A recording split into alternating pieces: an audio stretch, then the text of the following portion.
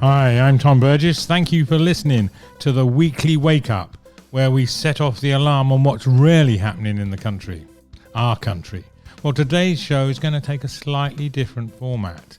Today we're going to be talking about how we all pay to shop at ASDA, even if you don't. Plus, an update on some events coming up, and mainly we're going to be talking about how wealth is not trickling down, but gushing upwards. So let me first introduce the team. There's no one here. Oh, wow. You see, usually there's at least three of us here in the studio, but unfortunately Oliver and Leah, two of our lovely volunteer team, work for the same company, and they are delayed on a company away day 30 miles away. The whole event apparently started late in the morning. The trains were cancelled, so let's blame the trains. We actually record this in the evening, and the backup team was already booked out.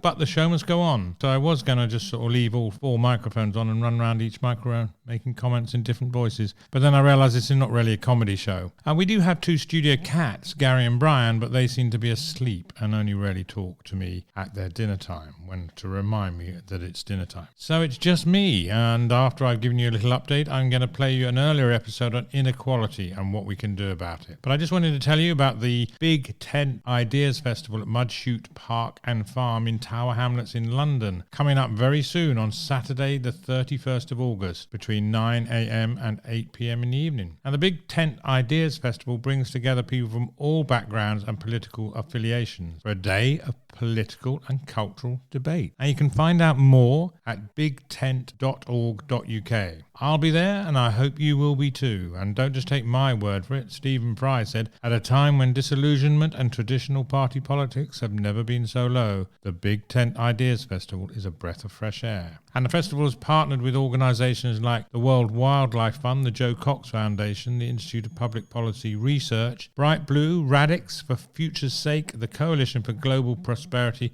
Codec, and many more. Compassion in Politics, the campaigning organisation, are hosting an event at this year's Bloomsbury Festival in London on what can be done to make politics more compassionate, cooperative and inclusive. Speakers include Tulip Siddiq MP and AC Grayling, not ACDC. That's on Conway Hall, Bloomsbury, on the 20th of October, 11:30 to 12:30 p.m. More at compassioninpolitics.com. I want to tell you about the new series on The Real Agenda. It's called Profit for Purpose, and it's starting soon. Saty and I have just recorded the first interview with Chris Turner of B Labs UK. In further episodes, we'll be talking to business leaders, experts, academics, and the media about how we can redefine success in business and build a more inclusive and sustainable economy. We'll also talk to some very inspiring entrepreneurs about what is the purpose of their business, what drives them, and how do they want to contribute to the good of society. And already booked in is Paul Lindley, the founders of Ella's Kitchen, the organic baby food company. But first, here is the news. Save money, live better is the tagline for ASDA, which is the UK's third largest supermarket chain with 15% of the market. But it seems that ASDA shareholders are the ones saving money and living better. ASDA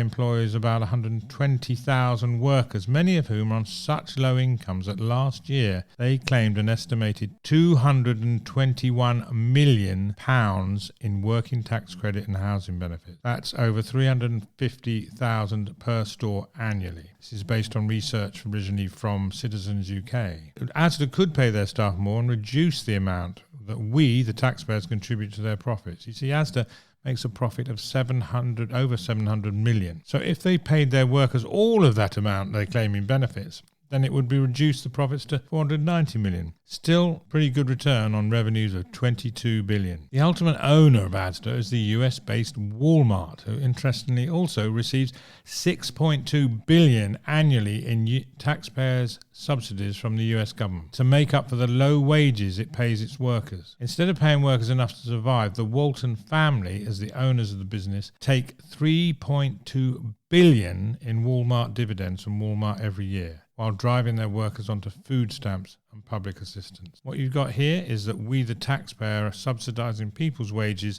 so that companies can make greater profit. We have to pay people a decent wage, enough they can live on. So we ask ASDA, and or indeed any other supermarket chain, to lead the way in paying their workers more. You can't say you can't afford it, because you can. With 700 million in profits, you can afford to pay your workers more. Not only would it make life better for them, but it will reduce the burden on us other taxpayers. So you need to man up and invest in your workers, invest in the communities where you have stores, because it's the right thing to do. So let's get on with the show. Now today we're going to the core of the real agenda: extreme economic and social inequality and the resultant hardship that means 14 million people in the UK live in poverty. Now surely we've got a moral responsibility to ensure that everyone in our country has a decent standard of living. So on this show we look for answers about what can be done, and where better to look than an organisation that works to improve the quality of life in the UK by reducing economic and social inequality. Vanda Viporska is the Executive Director of the Equality Trust, which campaigns for changes that could have a significant impact on reducing inequality at a national, local and individual level, and it advocates a range of policies. Now, the Equality Trust and its great work has impressed me ever since I first went to their offices about 5 years ago. And I also had the pleasure of having lunch in York with the co-founder Richard Wilkinson soon after my own book, From Here to Prosperity, was published in 2016. Now, Richard was the author with Kate Pickett of the definitive work and best-selling book, The Spirit Level, which clearly showed that levels of inequality were directly correlated to undesirable outcomes. Now, Vanda has over a decade of experience working in the trade union movement, leading on equalities, social mobility and education policy, and is an experienced campaigner. She's a keynote speaker and sits on or has advised a range of bodies. She regularly comments in the media, having appeared on Newsnight, BBC Radio 4's The Moral Maze, Sky News and BBC One's Big Questions, and now The Real Agenda. She studied at Oxford and was awarded a doctorate in European history, and subsequently published her first book in 2013, Witchcraft in Early Poland, 1500 to 1800. Well, really, I think that's a subject for another show.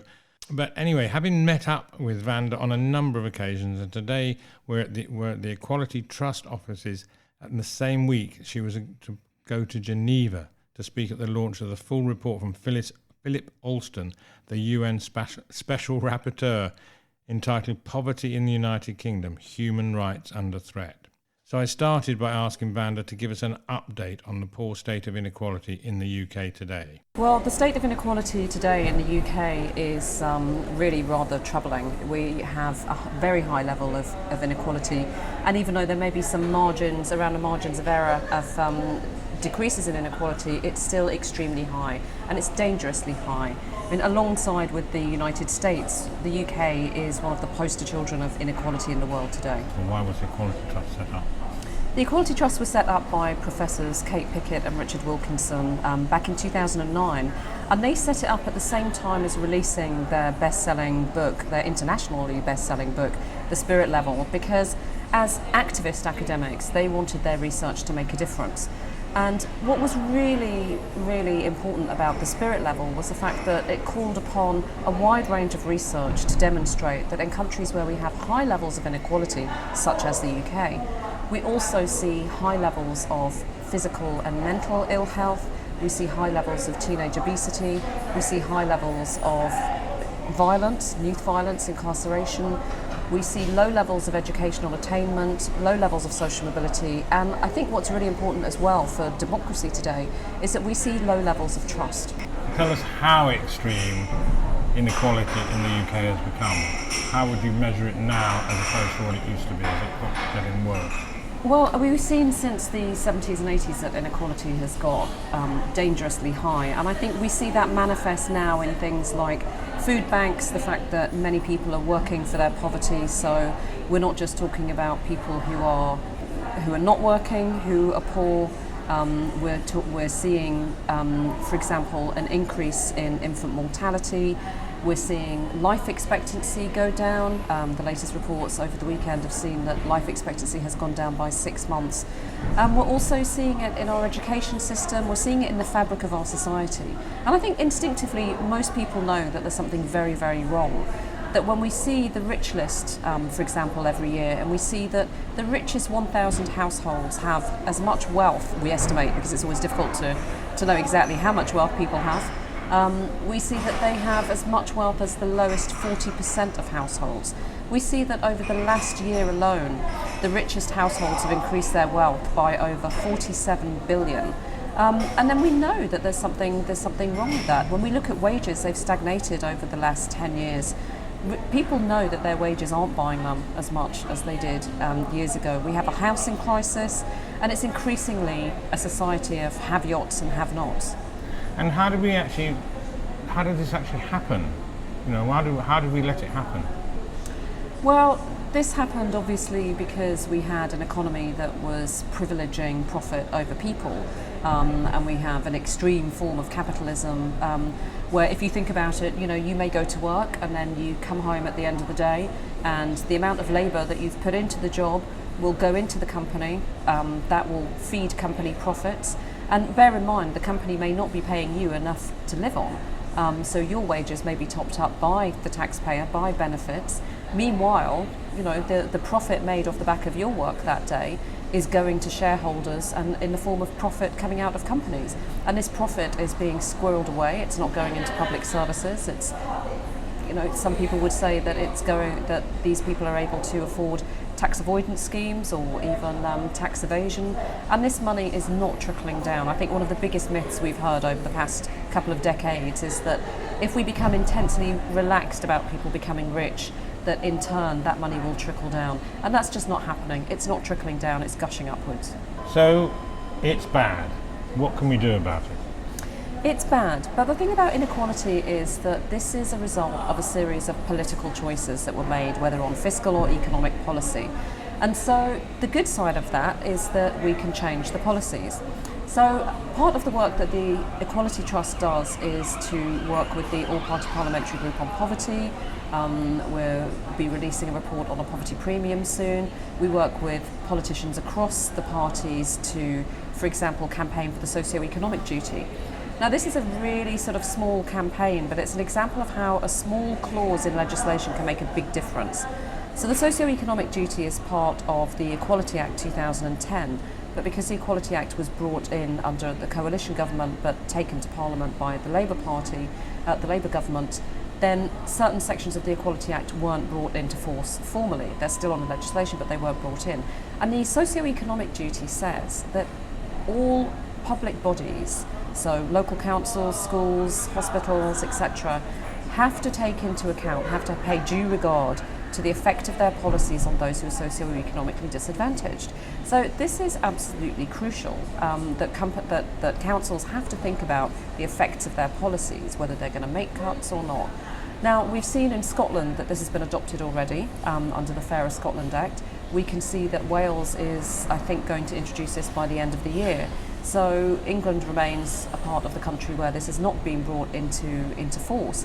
Now, we have seen some local councils, such as Newcastle, bring this into force locally, but we're campaigning for local councils to bring a form of the socio-economic duty into force, because we believe that this would have a transformative effect on people's lives across the country. This could make the lives of millions of people better. So we also have over 20 local groups across the country, so people can join a local group, and if there isn't a local group in your area, then please contact us and set one up. Well, this is the Equality Trust. This is the Equality Trust, and we are supporting local activists to campaign on inequality in their area. So one of our campaigns is called the Fairness 15, where we outline 15 things that local councils can do to make their areas fairer. So there's lots of ways to get involved. So just tell us a bit more about the socio-economic duty. So it's actually law that they should do something about it, or council should do something about it, and the government should do something about this to make people's lives better, but they're not doing it. No, it wasn't brought into force. So it wasn't that. That was the point. Through. It was on the legislation. It's in the Equality Act, but it hasn't been brought into force. So this is what we're campaigning for, to make sure that the government does bring it into force. But obviously, we're at a point where a lot of power is devolved. There's a lot more power at local level, possibly more than we've seen for many, many years. So local government and local councils can take action on this and can decide to bring in their own version of it, which is why public campaigning is so important at a local level. So what else can be done to resolve inequality, reduce inequality? What other things that you would ask for, on day one that you're in charge? Well, I think day one means that you have to actually be aware of inequality. There's a big job to be done to join up the dots on inequality. People are affected by mental ill health, they're affected by life expectancy, they're affected by education, all of these different issues. But I think one of the problems is that people don't join the dots and see that a lot of this stuff is connected to the root base of inequality.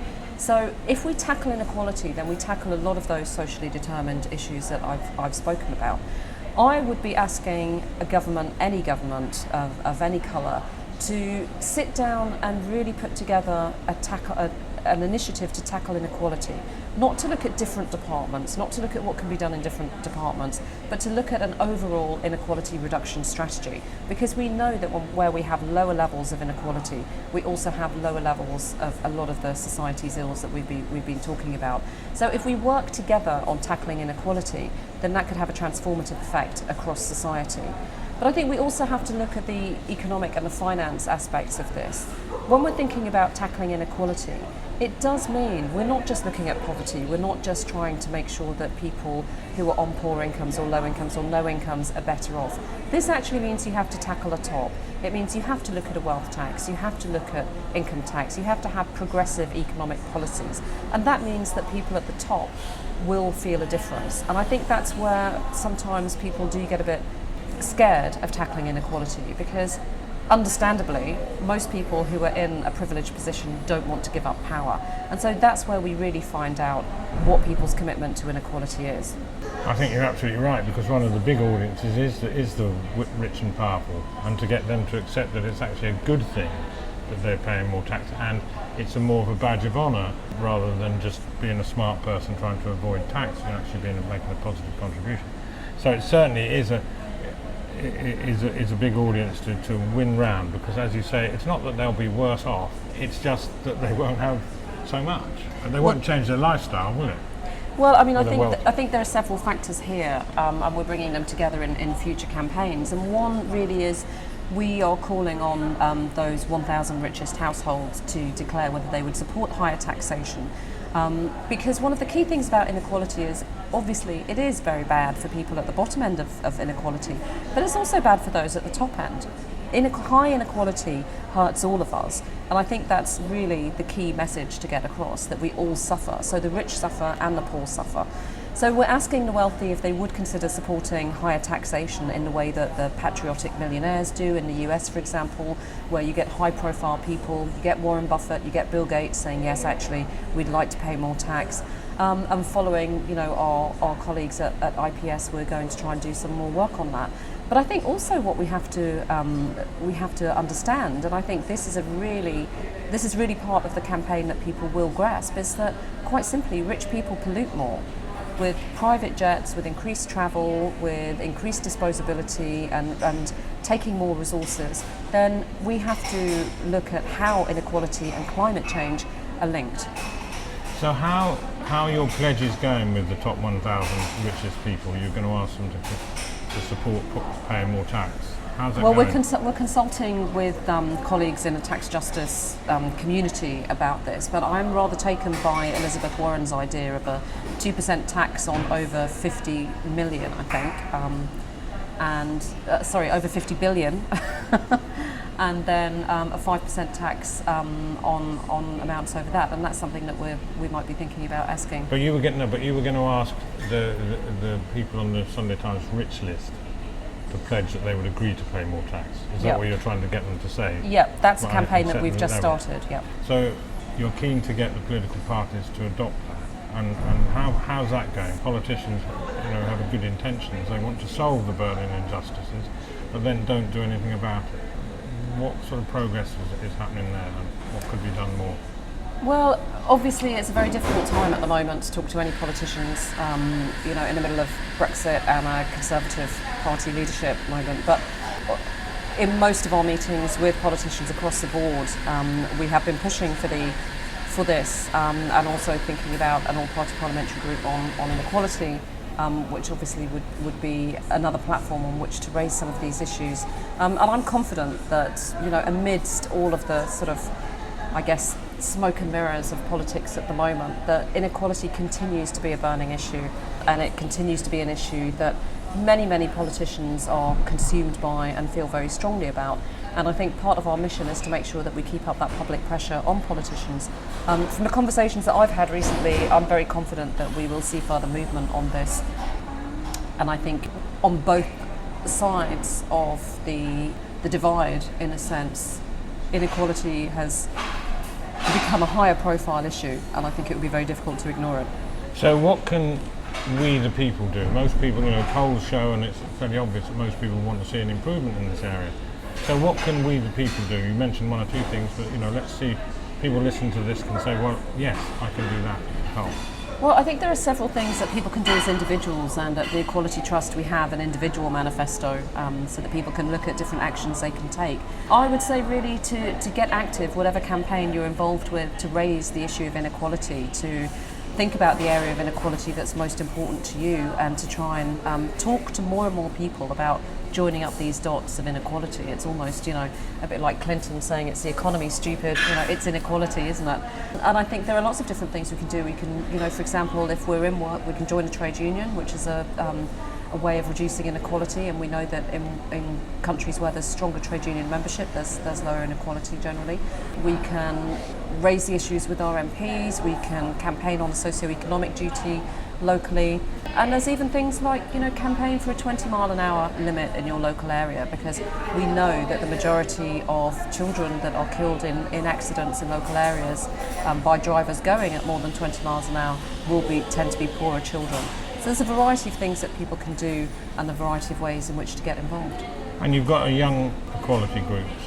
We've been working with young equality campaigners from across 4 different youth groups in London, and we're hoping to expand that programme. And we were really proud of the fact that some of those young people met with the UN Special Rapporteur on extreme poverty and human rights, and he held a meeting with them for 2 hours where they told him what it's like to be poor in London, what it's like to be homeless, what it's like to face racial and disability discrimination. And so what we want to do is make sure that we can explain to people through these groups and through our school resources. And recently we had an equality conference with young people at Bedale School to explain to them that these are structural issues. This is not their fault. Society is really tough for young people at the moment in all sorts of ways, and what we need to do is make sure that we can support them to campaign on the issues that are important to them. And schools can get resources from you, can they? We are working on a set of schools resources which will be available on our website, yeah. So if anybody wants to help out in any way, what should they do? Well, first look at the website, look at the manifestos and see what individual actions you can take. Follow us on social media at Equality Trust, but also get in touch if you want to join a local group or set up a local group, or if you want to get active in your area, or if you have skills that you think that we could benefit from, or you'd like to volunteer for us, that would be great. Okay, Vanda, thank you very much. Thank you. Well, thanks very much for that very clear and concise overview, Vanda. You can find out more about the Equality Trust on equalitytrust.org.uk. What a national embarrassment to be called out by the United Nations for such a poor record on equality and human rights, and a disaster for the 14 million in poverty whose lives have been ruined by proactive policies of government. The Equality Trust has plenty of ideas of how you can help reduce inequality and unnecessary hardship. Well, that's the show for this week. We hope we've woken you up and that we have helped to inform, involve and inspire you into action. You can email us at info@realagenda.org or contact us via our website, realagenda.org. So what's coming up on the Real Agenda? Well, we've been promised a full team next week for the weekly Wake Up. Coming soon is the first episode of our new series, Profit for Purpose, and we'll be talking to Chris Turner, the Executive Director of B Labs UK. So it's a special thanks to our sponsors, Reverse Media Group, one of the fastest growing search and media companies. Find out why at reversemediagroup.com. So one thing is certain, people want to see a change to a more compassionate and just society, as well as more courageous politicians prepared to do the right thing for people over party. It's urgent and it's up to us to make it happen. That's the Real Agenda. I'm Tom Burgess. Thank you very much for listening, and I look forward to speaking to you again soon.